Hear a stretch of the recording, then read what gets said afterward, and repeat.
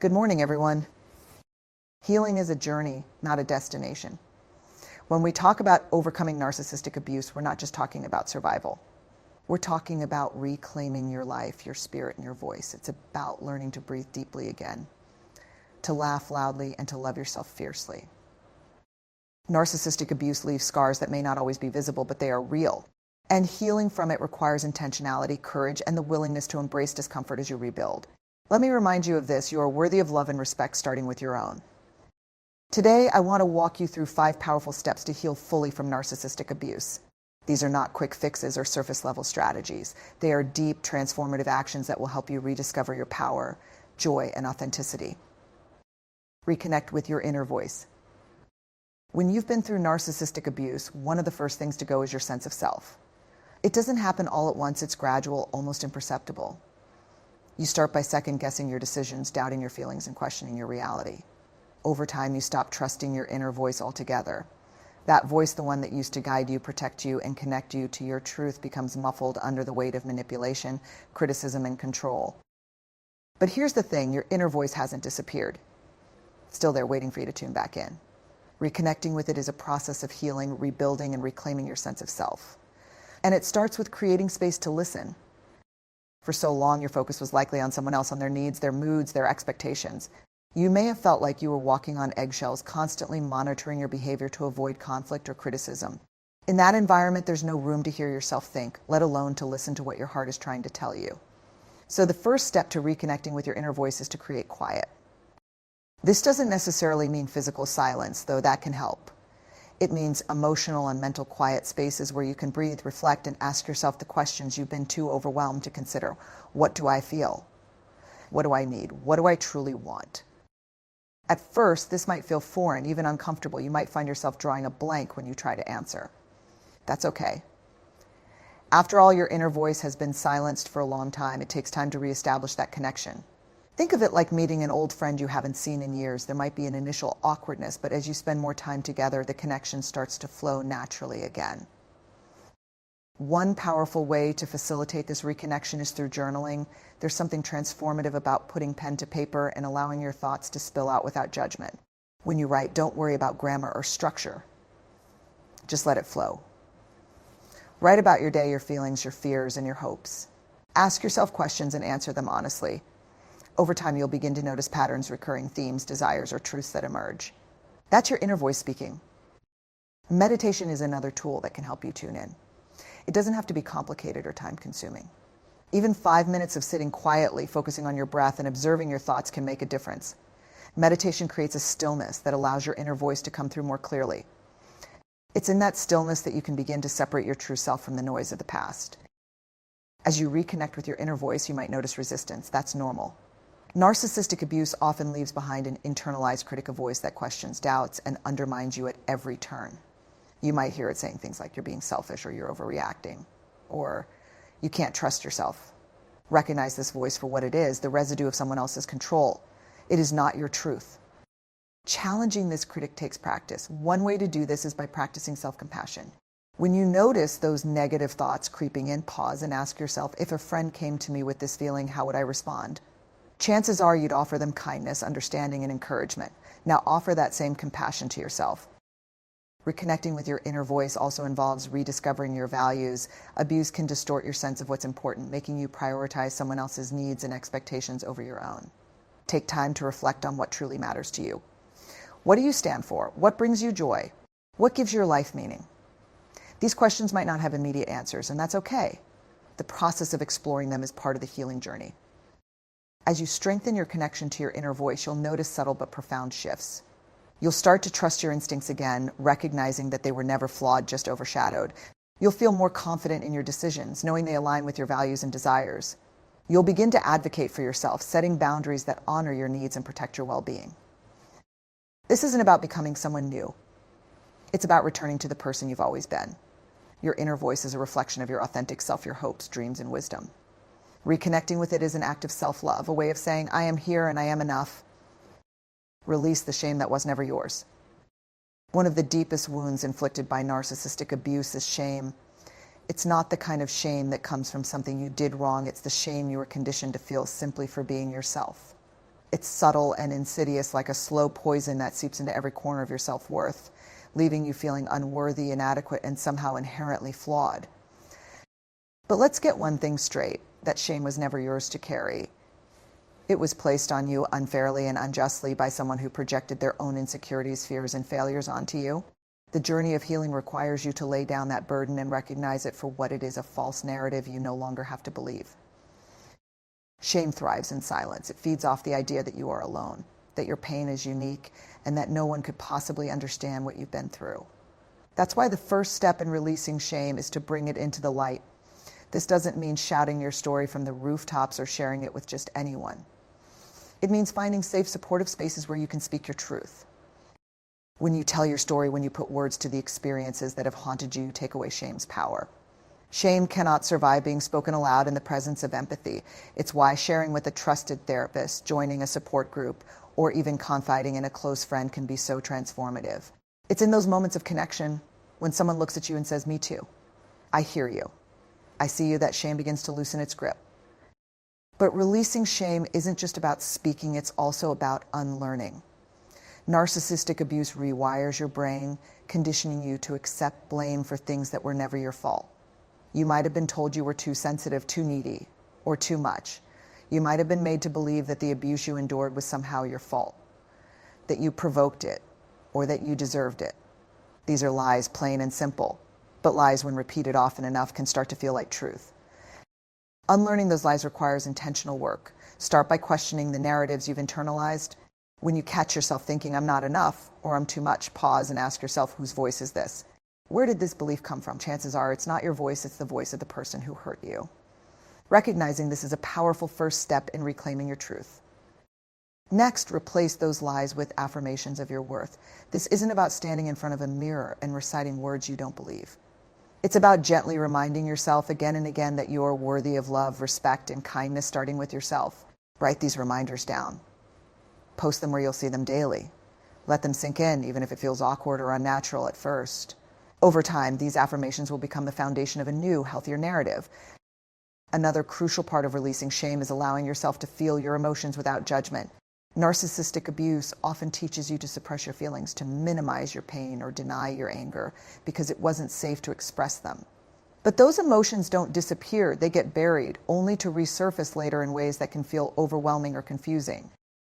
Give yourself permission to feel. Cry if you need to, scream into a pillow, write angry letters that you'll never send. Whatever it takes to release the emotions you've been holding inside, let it out. Feeling your emotions is not a sign of weakness, it's a sign of strength. It's how you honor your experience and begin to move forward. Forgiveness is another layer to consider, but let me be clear, this is not about forgiving the person who hurt you if you're not ready or if it doesn't feel right. This is about forgiving yourself. Forgiving yourself for the times you stayed silent, for the times you doubted yourself, or for the times you didn't leave sooner. Those choices don't make you weak, they make you human. You were doing the best you could with the tools and knowledge you had at the time. Forgiving yourself is a way of saying, "I release the judgment I've been holding against myself.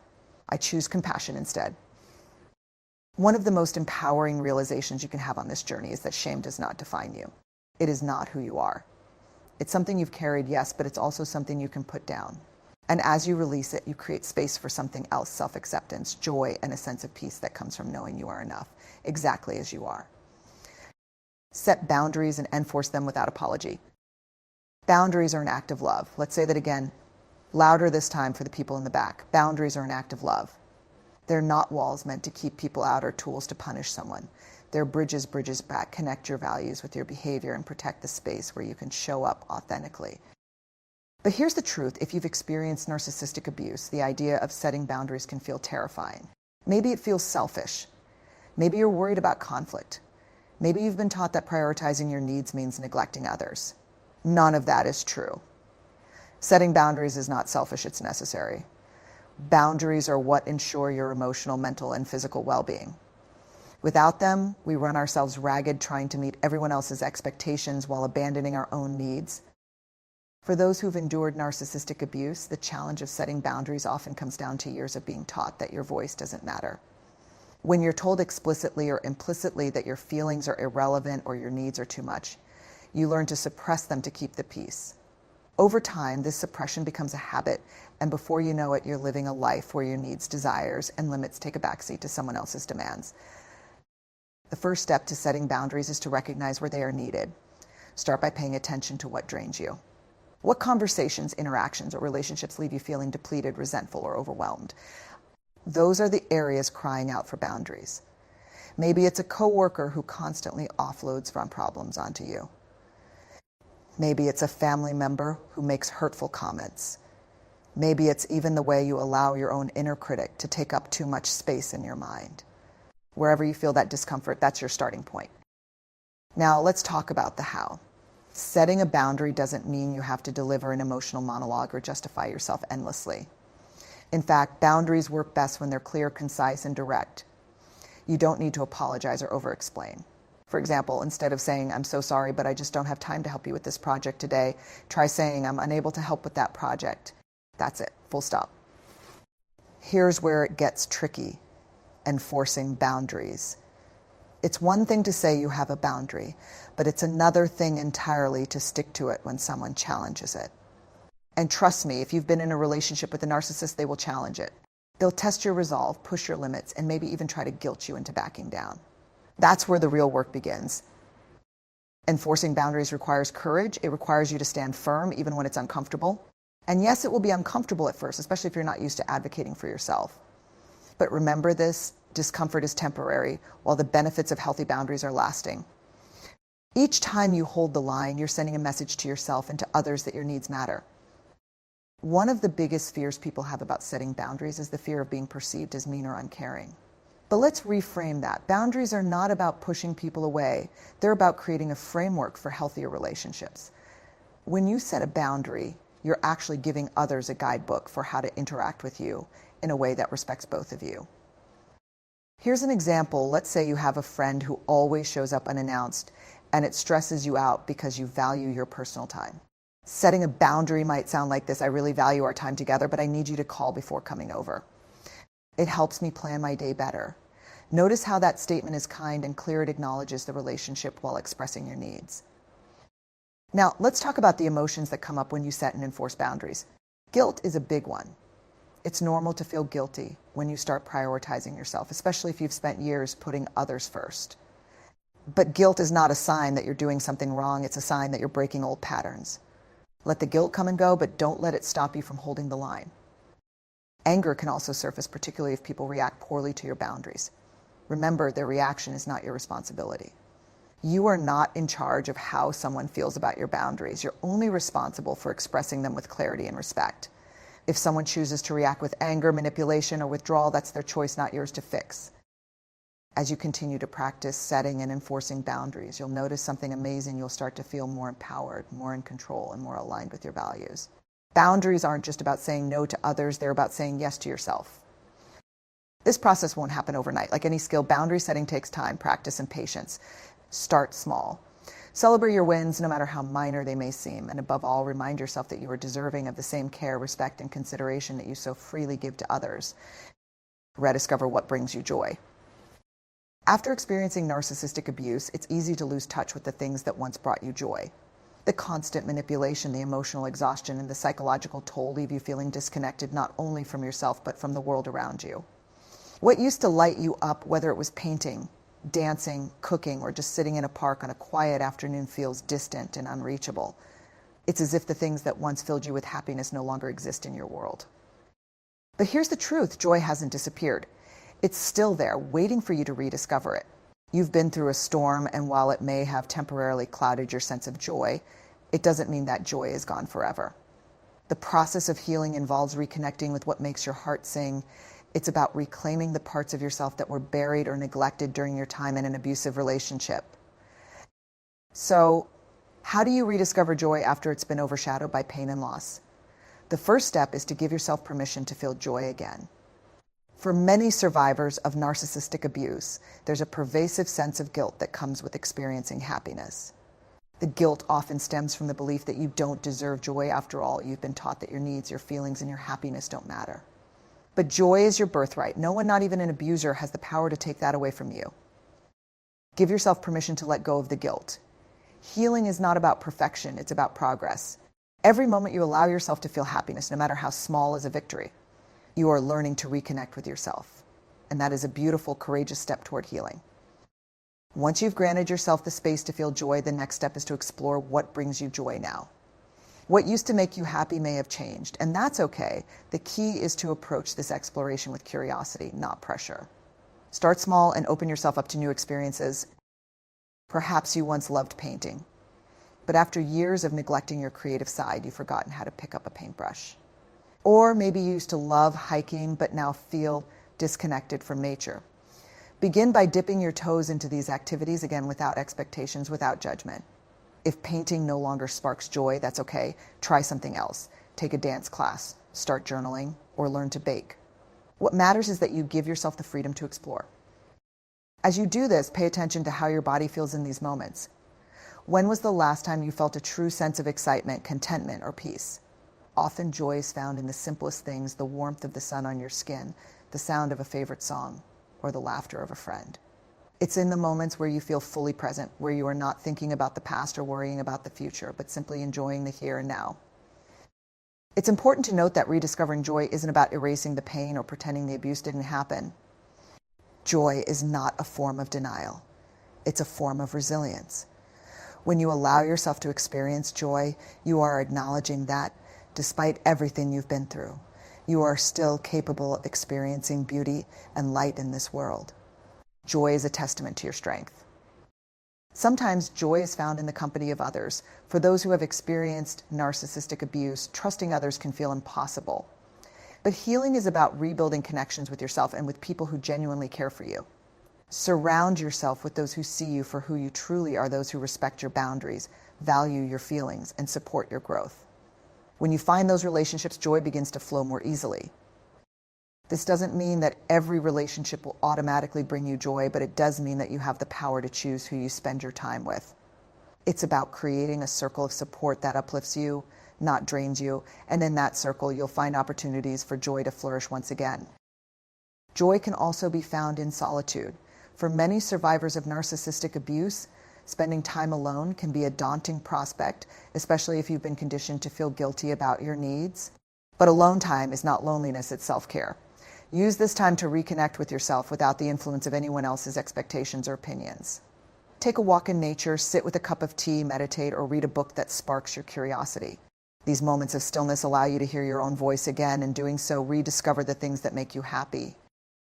Another key part of rediscovering joy is learning to embrace the small, everyday moments that make life beautiful. After enduring narcissistic abuse, we can easily fall into a pattern of waiting for big events to bring us happiness, waiting for a vacation, a new job, a relationship. But true joy often lies in the everyday moments: a quiet morning with a cup of coffee, a conversation with a friend, a moment of gratitude for your health, your home, or simply being alive. These small moments of joy can add up over time, creating a deep sense of fulfillment and contentment. As you begin to acknowledge and appreciate these moments, you'll find that joy becomes less elusive and more a natural part of your life. Rediscovering joy is also about embracing playfulness. When was the last time you did something just for fun? When you've been through a traumatic experience, it's easy to forget the importance of play. But play is essential for healing. It reminds us that life doesn't always have to be serious, that there's space for laughter, creativity, and lightness.